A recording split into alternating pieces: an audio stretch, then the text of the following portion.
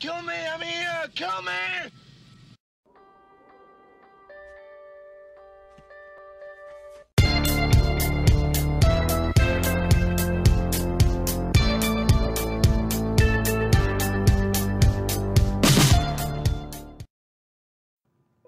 Hey everybody, this is Matthew Movies coming at you with my review of Bride of Frankenstein. Now, for those of you who aren't aware, I'm a huge fan of the original Frankenstein from the 1930s. I think it's such a well-made movie. It's awesome because it's a horror movie, but also the character that most people are seeing as horrific is actually kind of innocent, and even though he does end up doing some things that are, awful and does lead to some character's death, he does it out of innocence, or not even innocence, more ignorance.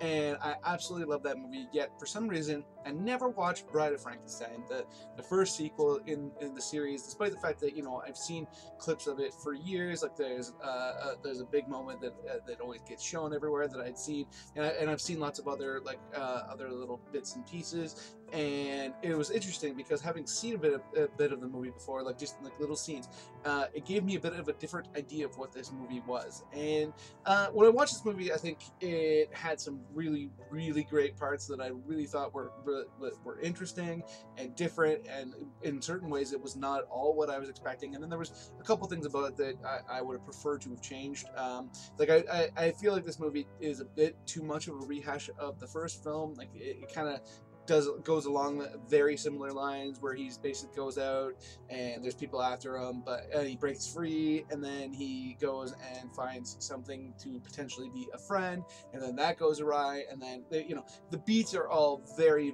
much the same. However, there are other parts in this movie that are very different, and one of them I actually don't like. There's a moment in this movie where you have basically little people, and when I say that, I don't mean little people as in like Fern Troyer or stuff like that. I mean literally there's a scene where there's a character that's supposed to have shrunken people, so someone like me is all of a sudden this tall, and I found that to be a bit much. I was kind of incredulous during that entire moment, and which in one part I can kind of understand might be a little bit silly, considering the entire plot of the movie is based on the idea of bringing dead human parts back to life, which in and of itself is a bit kind of hard to stomach at first. That almost feels a little bit more realistic.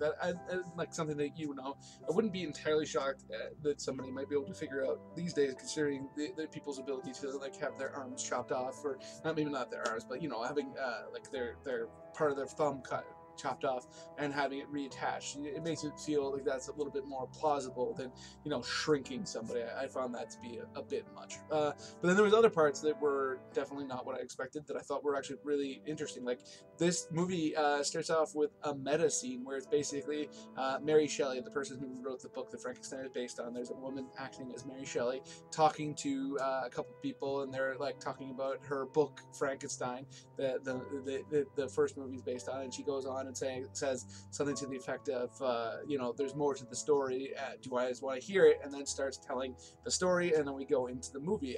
That was the opening of this movie, and I did not expect that at all. You never really associate movies from back then being meta in that kind of regard, so that really surprised me and was really interesting. But then the final scene in this movie was not at all what I expected it to be.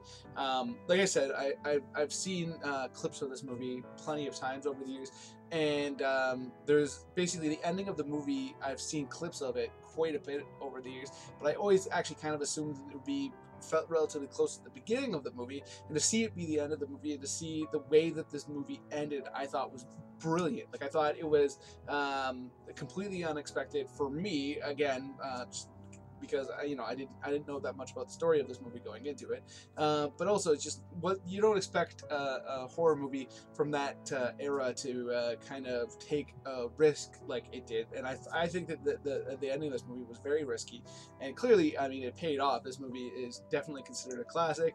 I'm looking at it. It looks like it did pretty well. For it had a budget of $397,000 and made $2 million at the box office, which is just very interesting to see the kinds of numbers that were around back then. But you know, it made like more than 3 times its budget back, so I'm sure they were happy with it, and obviously they were, considering that they made more of these movies, so the risk obviously paid off. But it just wasn't what I was expecting at all, and I thought that was really cool to see.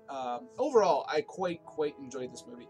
Aside from the few things that I mentioned earlier that I kind of had issues with, and most of those, like the little people scene was pretty quick and pretty easy to move past, and then the fact that it was kind of a similar tone, you know, just at moments I felt like there was a little bit of a lacking of creativity there, but at the same time there was enough around it that was creative that it kind of made that pretty easy to stomach. Plus, you know, I love the first film, so having it be kind of similar to that isn't that big of an issue because it's similar to something I really quite enjoyed. So those are my thoughts on Bride of Frankenstein. I quite enjoyed this movie. Let me know in the comments below if you've seen it, if you appreciate the story of Frankenstein as much as I do.